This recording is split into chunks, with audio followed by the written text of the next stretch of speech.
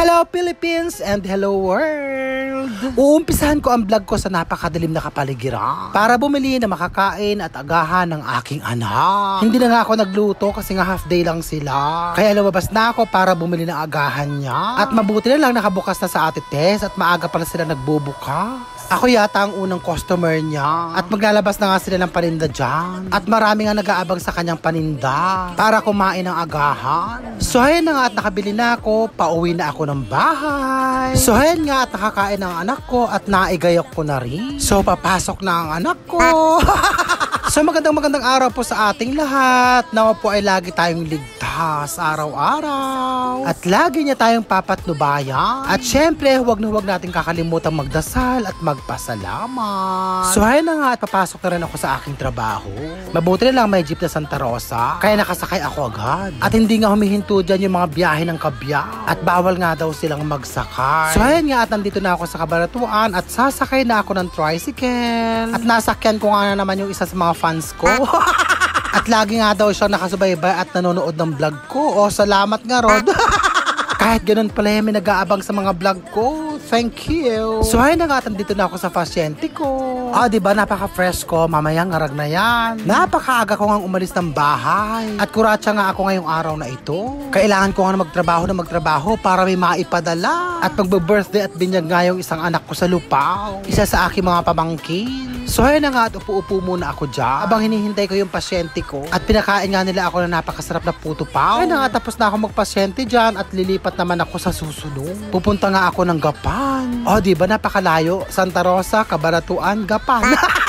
Actually, madali lang ang trabaho namin. Ang nakakapagod lang talaga yung biyahe. Tapos na pagkainit-init pa ng panahon, nakakaloka. Tapos masasakay ka pa sa jeep na siksika, nakakaloka.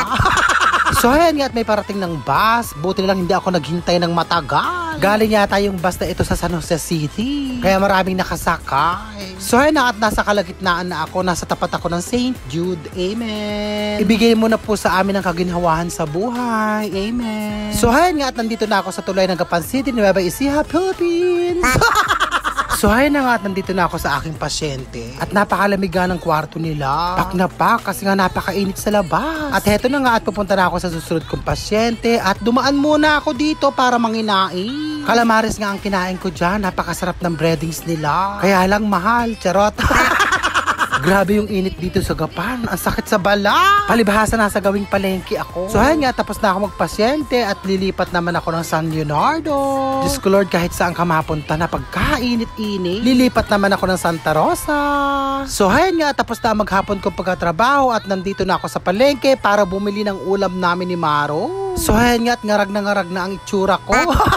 At syempre, isda na naman ang bibilin ko. Ayoko magkarne kasi nga mainit. Nakakadagdag init sa ating katawan ng pagkain ng karne. So ayan nga, ginagawa na ang ulam ko. At pauwi na ako rito. Diyos ko Lord. So ayan nga, pagdating ko ng bahay, agad-agad kong isna lang ang aking labahin. Iginaya ko na rin ang aking lulutuin. Bawang, luya, talong at ampalaya. Ba't ba bumili ako ng sili na pagkainit-init pala? So ayun na nga, tinuhugasan ko na ang bango sa pagkalaki-laki. Ako lang naman ang kakain yan. Kakaloka. So ayun na nga, iginigisa ko na ang luya. Pagkatapos ilalagay ko ang bawang. At pagkatapos lalagyan ko ng patis, pampalasa. At ilalagay ko na ang napakalaking bangus. Kasunod ang suka. At syempre ang paminta. Nung maluto na, nilagay ko na ang mga gulay at ang sili. Ayun na nga at luto ng aking napakasarap na paksiw na bangus. At ang request na ulam ni Maron, hipon. Kain po tayo, Diyos ko Lord, wala pa rin kaming wifi hanggang ngayon. Nawalan kami ng wifi nung Monday, araw na, Biyernes na wala pa rin. Nagkakaroon siya kahapon, nagkaroon siya ng umaga, tapos nung hapon nawala ulit. Nakakaloka. Kailan kaya tinutong PLDT na to, ano? Bayaran ko na naman, magbabayad ba ako o magko-converge na lang ako, Diyos ko po. So ba nagko-converge dyan? Magsishift na ako ng converge. Ayoko na ng PLDT. Diyos ko, mahal-mahal na binabayaran ko nga pa. Kain tayo, ang ulam ko namin ay kung kay Marong, tapos ala ko maisip yung ulam. Total may bangos, matagal naman ako hindi nagbabangos. Ang lalaki, grabe ang laki. Panalo. Kain po tayo. Nakakaloka. Ang init. Bye-bye! Let's eat! 1 minute lang ang kain vlog. Love you all and I thank you. Thank you for watching.